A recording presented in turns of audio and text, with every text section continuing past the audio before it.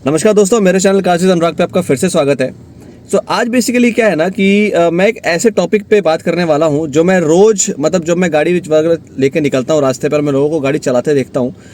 वैसे एग्जांपल्स दे के मैं आपसे आज इस टॉपिक पर डिस्कशन करने वाला हूँ। और वो टॉपिक है कि बहुत सारे लोग मुझसे इस बारे में पूछते भी हैं, जो मेरे पहले के क्लाइंट्स रह चुके हैं, जो मेरे पास आते हैं, जो मुझसे मिलते हैं कि यार मैं अपनी गाड़ी का माइलेज कैसे बढ़ाऊँ।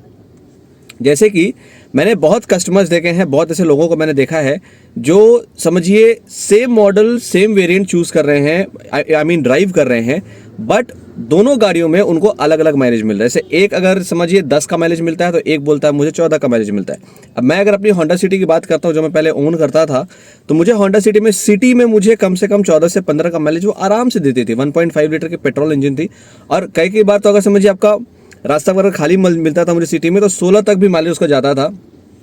और यहाँ तक मैंने कस्टमर्स मेरे बहुत सारे दोस्त हैं, बहुत सारे कस्टमर्स हैं, बहुत सारे क्लाइंट्स हैं जिनसे मैंने सुना है कि उनकी होंडा सिटी माइलेज देती है 9, 10, बहुत ज़्यादा हो गया तो 11, उससे ज़्यादा माइलेज देती ही नहीं है। तो देखिए, आज मैं ना ये जो छोटी छोटी बातें हैं, जैसे कि आप क्लच ज़्यादा यूज़ मत करिए, आप टायर प्रेशर मेंटेन करके रखिए, ये सब टॉपिक में बातें नहीं करूंगा। ये सब चीज़ें जो हैं वो आपकी गाड़ी की माइलेज को एनहांस करती हैं, बट आज मैं कुछ और थोड़ा सा डेप्थ में जाके मैं कुछ चीज़ों की बातें करूंगा जो आपकी माइलेज एक्चुअली एनहांस कर सकती हैं आपकी गाड़ी की। तो पहला पॉइंट ये है, मैंने कई बार मैं जब गाड़ी वगैरह ड्राइव करता हूँ तो मैं देखा हूँ कि मुझे समझिए यहाँ से 100 मीटर दूर या 200 मीटर दूर मुझे एक सिग्नल दिखाई दे रहा है। ठीक है, सिग्नल जो है वो रेड है, और आजकल तो हर जगह आपको सिग्नल पे टाइमिंग भी दिखता है कि कितना देर तक वो रेड होने वाला है, कितना देर में वो ग्रीन होने वाला है, कितना देर में वो आपका येलो होने वाला है, जो भी आपको टाइमिंग दिखाई देता है। बट मैं जब गाड़ी चलाता हूँ तो मैं कई बार देखा हूँ ऐसा कि कुछ लोग सामने देख रहे हैं रेड सिग्नल है, बट वो ऐसे गाड़ी पास से टान के निकलते हैं कि जैसे वो आगे जाके सिग्नल तोड़ के ही निकल जाएंगे। तो भाई देखिए, मैं आपको सिंपल सा हिसाब बताता हूँ। एक गाड़ी जो है आपके 50 की स्पीड पे चल रही है, ठीक है, आप 50 किलोमीटर पर आवर की स्पीड पे गाड़ी चला रहे हैं, और वो गाड़ी को आप जब देख रहे हैं सामने सिग्नल है, आप गाड़ी के एक्सीलेटर पर से पैर हटा देते हैं। आपकी गाड़ी स्लो होते होते 50 से 25 होती है, होते होते वो जाके सिग्नल पे रुक जाती है। ठीक है,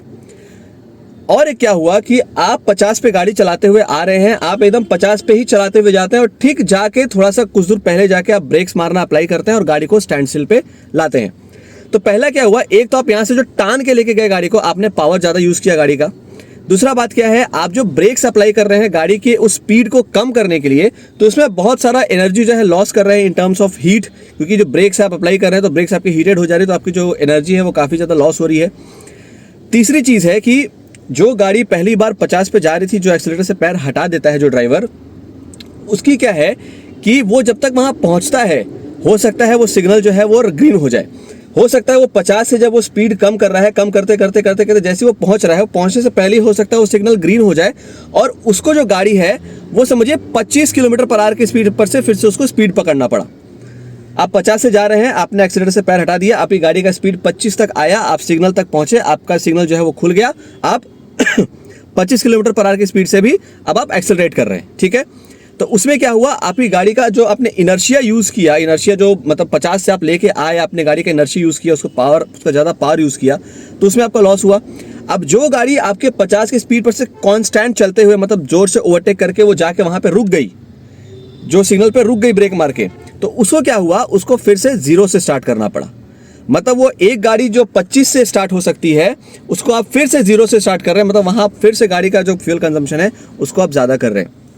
तो सिंपल सी बात यही है कि अगर आप सामने देख रहे हैं आपका सिग्नल वगैरह है, या कहीं आपको रुकना है, या कुछ आप समझ रहे हैं कि आपको गाड़ी आपकी रोकनी पड़ेगी, तो आप यहीं से गाड़ी के एक्सीलेटर से पैर हटा दीजिए ना, क्या दिक्कत है। आपको यहाँ से टान कर निकल के एकदम सिग्नल के पास जाके रोकना है, वहाँ पे जाके ब्रेक अप्लाई करना है, जरूरी तो नहीं है कि नहीं। तो अब मैं अगर दूसरे फ्यूल सेविंग टिप की बात करूँ तो वो ये है कि ठीक ये इससे मेरे सिग्नल वाले से ही रिलेटेड है कि अगर समझिए आप 50 की स्पीड पे कांस्टेंट चला रहे हैं गाड़ी को, आपको दिख रहा है सामने सिग्नल है, लेकिन फिर भी आप 50 की स्पीड पे टान के जाते हैं, और आप ठीक कुछ देर पहले जाके आप ब्रेक मारते हैं और गाड़ी को आप स्टैंड स्टिल पे लाते हैं। तो आप जब गाड़ी को एक्सेलरेट करके आप जब टान के यहाँ से लेके जा रहे हैं, जब आप गाड़ी को पुल कर रहे हैं, तो उसमें क्या है कि आप फ्यूल यूज़ कर रहे हैं, राइट। आप एक्सीलेटर पे पैर रखे हैं, आप गाड़ी को पुल कर रहे हैं, आप फ्यूल यूज़ कर रहे हैं। फ्यूल यूज़ करके आप वहाँ पहुँचे, आपने पहुँच के वहाँ पे गाड़ी रोकी, आपने गाड़ी की ब्रेक्स जो है वो आपने अप्लाई कर दी, गाड़ी को आपने न्यूट्रल कर दिया, अब आपकी गाड़ी स्टार्ट है। इसमें मैं ये एज्यूम कर रहा हूँ कि आपकी गाड़ी में आइडल स्टार्ट स्टॉप वाला फंक्शन नहीं है, यानी कि जो अपने सिग्नल पे रुकते हैं, जो आजकल गाड़ियों में आ रहा है, खास करके मारुति की गाड़ियों में, कि हम सिग्नल पे रुकते हैं, करते ही जैसे न्यूट्रल करते हैं तो हमारी गाड़ी जो है वो बंद हो जाती है क्लच से पैर हटाने के बाद। तो ये सिस्टम आपकी गाड़ी में नहीं है, ये मैं एज्यूम करके आपको बोल रहा हूँ कि जैसे आप वहाँ सिग्नल पे पहुँचते हैं, पहुँचने के बाद आप तो यहाँ से तो गाड़ी टांग के गए तो उसमें आपने फ्यूल यूज़ किया, उसके बाद जब वहाँ पे आप गाड़ी जाके रोके तो जहाँ मतलब आप देख रहे हैं यहाँ से 50 सेकंड आपका सिग्नल का टाइमिंग है, आप वहाँ जाके पहुँच के आपने गाड़ी रोका, आप 10 सेकंड बाद वहाँ पहुँच गए, मतलब आपको 40 सेकंड वहाँ गाड़ी रोक के रखना है और 40 सेकंड तक आपकी गाड़ी स्टार्ट रहेगी। तो वहाँ आपने फ्यूल कंज्यूम किया, मतलब आप जो टांग के गए वहाँ फ्यूल कंज्यूम किए, और आप जो वहाँ जाके 10-40 सेकंड रुके वहाँ भी अपने गाड़ी में फ्यूल कंज्यूम किया, क्योंकि आपकी गाड़ी का इंजन ऑन है तो वो फ्यूल कंज्यूम करेगा ही। आज के डेट में जितनी भी गाड़ियाँ आती हैं, जब भी आप डी एक्सेलरेट करते हैं ना तो आपकी गाड़ी फ्यूल जो है वो फ्यूल सप्लाई जो है वो कट ऑफ हो जाता है, मतलब आपकी गाड़ी फ्यूल यूज़ नहीं करती जब भी आप गाड़ी को डी एक्सेलरेट करते हैं। तो अब समझिए एक दूसरा सिनेरियो मैं आपको बता रहा हूँ कि एक गाड़ी जो 50 की स्पीड से जा रही है, जब ये देखती है 200 मीटर दूर पर मेरा एक सिग्नल है जो रेड है, तो वहीं से ड्राइवर जो है वो मतलब आपका एक्सीलेटर पर से पैर हटा देता है। गाड़ी की स्पीड कम होती रहती है, इंजन ब्रेकिंग जिसको हम कहते हैं, तो गाड़ी की स्पीड जो है वो कम होती रहती है, और जब तक वो वहाँ पहुँचता है, समझिए वो वहाँ पहुँच रहा है आपके 10 की स्पीड पे, मतलब 50 की स्पीड से उसने 200 मीटर पहले उसने एक्सीलेटर से पैर हटा दिया। जैसे उसने एक्सीलेटर से पैर हटाया आपकी गाड़ी जो है वो फ्यूल यूज़ नहीं कर रही है, ठीक है। अब जस्ट बिकॉज आपने एक्सीलेटर से पैर हटा दिया तो आप सिग्नल पर भी थोड़ा लेट पहुँचेंगे compare to the first scenario, पहली वाली गाड़ी से। तो अगर आप सिग्नल पर लेट पहुँचते हैं तो वो गाड़ी जहाँ 40 सेकंड उसको खड़ा रहना पड़ा, वहाँ हो सकता है आपको 20 सेकंड खड़ा रहना पड़ेगा। तो अगर आप वहाँ 20 सेकंड खड़े रहेंगे, यानी कि आपकी गाड़ी भी वहाँ स्टार्ट है, बट आपकी गाड़ी वहाँ पे सिर्फ 20 सेकंड स्टार्ट रहने का फ्यूल यूज़ कर रही है, बट वो गाड़ी जो है वहाँ पे 40 सेकंड से खड़ी है जो 40 सेकंड खड़े रहने का वहाँ पे फ्यूल यूज़ कर रही है। सो इंजन ब्रेकिंग को हमको यूज़ में लाना चाहिए, कुछ मत करिए। जैसे आप देख रहे हैं 200 मीटर दूर आपका एक सिग्नल है, आप अपनी गाड़ी के एक्सीलेटर पर से पैर हटा दीजिए, गाड़ी को अपने आप वहाँ न्यूट्रल मत करिए, न्यूट्रल करने की जरूरत नहीं है। न्यूट्रल करने का मतलब यही हो गया कि आपकी गाड़ी मतलब न्यूट्रल करना इज इक्विवेलेंट टू गाड़ी का इंजन को ऑन रखना। आपकी गाड़ी अगर न्यूट्रल में है, आपने गाड़ी अगर स्टार्ट करके रखा है, क्योंकि मैंने बहुत सारे ड्राइवर्स को देखा है ये करते हुए कि जब वो गाड़ी को चला रहे हैं, चलाते चलाते वो अचानक से गाड़ी को न्यूट्रल में कर देते हैं। न्यूट्रल में करके वो ये सोचते हैं कि वो गाड़ी का तेल बचा रहे हैं, बट नहीं। अगर आप न्यूट्रल करते हैं तो इसका मतलब क्या है कि आपने गाड़ी के इंजन को स्टार्ट रखने के लिए आपका फ्यूल सप्लाई जो है वो चालू है, क्योंकि आपकी गाड़ी न्यूट्रल में है। अब तो इसका यही सबसे बेस्ट उपाय यही है कि जब आप देख रहे हैं 200 मीटर दूर आपका एक सिग्नल है, आप कुछ मत करिए, आप जस्ट एक्सीलेटर से पैर हटा दीजिए, सिग्नल के पास पहुंचते पहुंचते आपकी गाड़ी की स्पीड जो है वो कम हो जाएगी। उसके बाद आप ब्रेक अप्लाई करिए और गाड़ी को रोक दीजिए। इससे आपकी गाड़ी की जो एनर्जी है वो भी लॉस नहीं होगी, जो हीट एनर्जी के थ्रू हमारे ब्रेक्स के थ्रू लॉस होती है वो भी नहीं होगी, और वहां जाकर आपकी गाड़ी को ज़्यादा देर तक स्टार्ट भी नहीं रखना पड़ेगा, तो आपका फ्यूल जो है वो सेव होगा। तो अब मैं अगर तीसरी पॉइंट की बात करता हूं तो तीसरी पॉइंट में मैंने बहुत लोगों को ये चीज़ करते हुए देखा है कि जब वो गाड़ी ड्राइव करते हैं या कहीं डिसेंट से उतर रहे हैं, समझिए आप ब्रिज से उतर रहे हैं या किसी स्लोप से उतर रहे हैं, तो वो क्या करते हैं, गाड़ी को न्यूट्रल कर देते हैं। न्यूट्रल करने के बाद वो ब्रेक्स को अप्लाई करते हैं और गाड़ी की स्पीड को जो है वो कंट्रोल करते हैं। तो देखिए पहली बात क्या है कि जैसे ही अपनी गाड़ी को न्यूट्रल कर दिया, डिसेंट मतलब स्लोप से उतरते वक्त आपकी गाड़ी जो है वो फ्यूल कंज्यूम कर रही है। क्यों कर रही है? क्योंकि आपकी गाड़ी के इंजन को स्टार्ट रखना है, तो वो फ्यूल कंज्यूम करेगी। अब क्या है, आप ब्रेक्स बार बार अप्लाई कर रहे हैं, मतलब अगर आप न्यूट्रल कर देते हो तो गाड़ी जो है वो फ्री हो जाती है। जैसे अपने सिंपल लेमैन भाषा में कहे तो गाड़ी फ्री हो जाती है, वो और तेज उतरने लगती है, क्योंकि उस टाइम क्या है कि आपका इंजन ब्रेकिंग जो है वो काम नहीं करता है, क्योंकि आपकी गाड़ी गियर में नहीं है। तो उस टाइम क्या होता है कि फिर आप ब्रेक्स अप्लाई करते हैं। तो ब्रेक्स अप्लाई करते वक्त आप क्या करते हैं कि आपके ब्रेक्स को आप बहुत ज़्यादा हीट करते हैं, आपके ब्रेक पैड्स को बहुत ज़्यादा मतलब आपकी ब्रेक पैड्स जो है वो बहुत जल्दी घिस जाती हैं। आपका जो इंजन है वो डिज़ाइंड है कि वो बहुत ज़्यादा हीट ले सके, तो वो हीट आप इंजन को लेने दीजिए ना। जब भी आप स्लोप से उतर रहे हैं या किसी ब्रिज से उतर रहे हैं तो कभी गाड़ी को न्यूट्रल मत कीजिए, गाड़ी को गियर में रखिए। गियर में रखने के बाद आप जस्ट डी एक्सेलरेट करिए, यानी कि इंजन ब्रेकिंग का यूज़ करिए, यानी कि आप एक्सीलेटर से पैर हटा दीजिए, गाड़ी को अपने आप उतरने दीजिए। तो इससे क्या है, पहली बात क्या है कि जब आपकी गाड़ी गियर में स्लोप से उतर रही है और आप अगर एक्सीलेटर से पैर हटा दिए हैं तो इससे क्या हो रहा है कि पहली बात तो आपकी गाड़ी फ्यूल कंज्यूम नहीं कर रही है, क्योंकि जब भी आप डी एक्सेलरेट करते हैं तो आज के डेट में जितनी भी गाड़ियाँ होती हैं वो आपके फ्यूल सप्लाई जो है वो कट ऑफ कर देती हैं और आपका फ्यूल जो है वो यूज़ नहीं होता है जब भी आप डी एक्सेलरेट करते हैं गियर में रख के। तो डी एक्सेलरेट हमेशा करिए, स्लोप से उतरते वक्त गाड़ी को गियर में रहने दीजिए और न्यूट्रल में मत करिए। इससे क्या होगा कि आप उस मतलब डी एक्सेलरेट करते वक्त भी या स्लोप से उतरते वक्त भी आप फ्यूल सेव करेंगे। सो न्यूट्रल नहीं करना है, जस्ट एक्सेलरेटर से पैर हटा देना है और हमें इंजन ब्रेकिंग का यूज़ करना है। ये हो गया हमारा थर्ड पॉइंट। तो मेरा चौथा और लास्ट पॉइंट ये है कि देखिए, जब भी हम गाड़ी चलाते हैं ना जिस भी स्पीड पे, तो हम क्या करते हैं कि बहुत तेज़ चलाते हैं। मैं ये नहीं कह रहा हूँ कि आप गाड़ी को तेज़ मत चलाइए, बट क्या होता है ना, छोटा छोटा मतलब समझिए 5 किलोमीटर पर आवर की स्पीड में डिफरेंस से आपका जो माइलेज है वो काफ़ी हद तक बढ़ जाता है। जैसे कि क्या है, जब भी हम लोग हाईवेज़ पे गाड़ी चलाते हैं या कहीं भी गाड़ी चलाते हैं तो हमारी गाड़ी में दो रेजिस्टिव फोर्सेस काम करती हैं। एक तो आपका एरोडायनेमिक ड्रैग जिसे हम लोग कहते हैं, और दूसरा हो गया आपका टायर्स में रोलिंग रेजिस्टेंस। सो इसको ओवरकम करने के लिए आपकी गाड़ी को जो पावर प्रोड्यूस करना पड़ता है, that is equal to the aerodynamic drag multiplied by the velocity of your vehicle। अब इसको अगर अपने फॉर्मूला के हिसाब से बात करते हैं तो उसमें क्या है, आपकी वेलोसिटी जो है वो क्यूब हो जाती है। मतलब आपका ये रेजिस्टिव ड्रैग जो आपका एरोडायनेमिक ड्रैग है और जो रेजिस्टिव रोलिंग रेजिस्टेंस है, उसको ओवरकम करने के लिए आपकी गाड़ी को जो पावर प्रोड्यूस करना पड़ता है, that is equivalent to the aerodynamic drag multiplied by the velocity of your car cubed. So उसमें क्या है कि मैं मतलब ये थोड़ा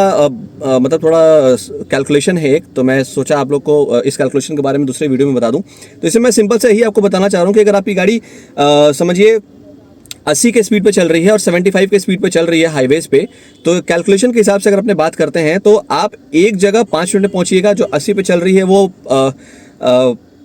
मतलब समझिए 5 मिनट में पहुँचती है एक जगह में, और जो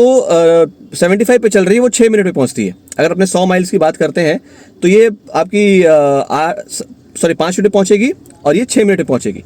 अब 1 मिनट के डिफरेंस में जहाँ आपकी जो 80 पे गाड़ी चल रही है उसको करीबन 26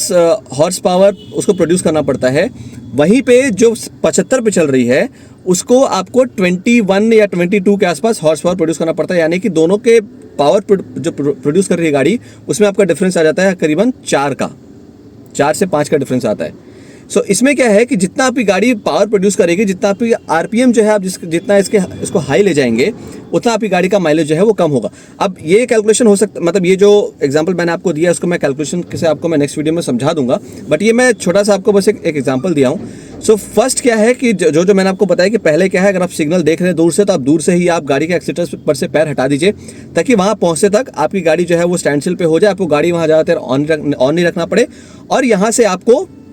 मतलब आप ज़्यादा जो एनर्जी वगैरह है वो हीट में आप ट्रांसफ़र ना करें। दूसरा जो मैंने आपको बताया था कि अगर आप हिल डिसेंड कर रहे हैं, नहीं सॉरी, दूसरा पॉइंट मेरा था कि जब भी आप सामने सिग्नल देख रहे हैं तो इंजन ब्रेकिंग का यूज़ करिए, गाड़ी को न्यूट्रल मत करिए, और इंजन ब्रेकिंग यूज़ करके आप उस सिग्नल तक गाड़ी को पहुंचाइए, और वहाँ पे आप कम देर तक वेट करना पड़ेगा आपको। तो क्या होगा, आपके फ्यूल जो है वो सेव होगा। तीसरा मैंने आपको बताया था कि जब भी आप हिल से उतर रहे हैं या किसी स्लोप से उतर रहे हैं तो वहाँ पे क्या करिए, आप गाड़ी को न्यूट्रल मत करिए, इंजन ब्रेकिंग का यूज़ करके आप गाड़ी के एक्सीलरेटर पर से पैर हटा दीजिए, डीएक्सेलरेट होने दीजिए, और गाड़ी को न्यूट्रल मत करिए। इससे क्या है, आपका फ्यूल का जो सप्लाई है वो कट ऑफ हो जाता है जब गाड़ी आपकी डीएक्सेलरेट होती है। और आप जब मतलब डीएक्सेलरेट करने के बाद मतलब न्यूट्रल करने के बाद आप जो ब्रेक सप्लाई करते हैं तो उससे आपकी ब्रेक्स जो है वो हीट अप नहीं होंगी ज़्यादा। और फोर्थ जो मैंने आपको बताया था कि 5 किलोमीटर पर आवर की स्पीड के डिफरेंस से हो सकता है आप वहाँ 1 मिनट लेट पहुँचेंगे, बट इससे क्या होगा कि आपका जो फ्यूल एफिशिएंसी है वो काफ़ी हद तक इंक्रीज़ हो जाएगा। इसका मतलब मैं ये नहीं कह रहा हूँ कि आप एकदम स्लो चलाइए हाईवेज पे, अपने हिसाब से अपने कॉमन सेंस को यूज़ करके ही चलाते हैं। मुझे पता है आप लोग प्रोफेशनल ड्राइवर्स हैं, आप लोग को गाड़ी चलानी आती है, सो आप अपने कॉमन सेंस को यूज़ करके हाईवेज पे गाड़ी चलाइए। ऐसा नहीं है कि अब मैं राइट लेन से जा रहा हूँ तो 70 की स्पीड पे जा रहा हूँ, लेफ्ट लेन से जाऊँ तो मैं 100 की स्पीड से जाऊँ। ये सोच समझ से गाड़ी चलाइए, और हाईवेज पे चलाते वक्त मेरे किसी भी इंस्ट्रक्शंस का फॉलो करने का कोई ज़रूरत नहीं है। आपको सेफ रखने के लिए आपको जो करना पड़े पहले वो करिए, उसके बाद मैंने जो बातें कही हैं उनको आप फॉलो करिए। सो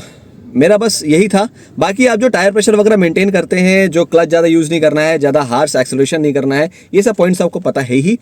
सो मेरे को बस इतना ही बताना था। आपके अगर कोई क्वेश्चन हो या कोई सुझाव हो या जो आप मुझे देना चाहते हैं मेरे इस वीडियोज़ के थ्रू या वीडियोज़ के ऊपर, सो प्लीज़ कमेंट बॉक्स में कमेंट करिए। So thanks for watching my content, this was all for today. बहुत जल्द मिलते हैं। Thanks, bye, take care.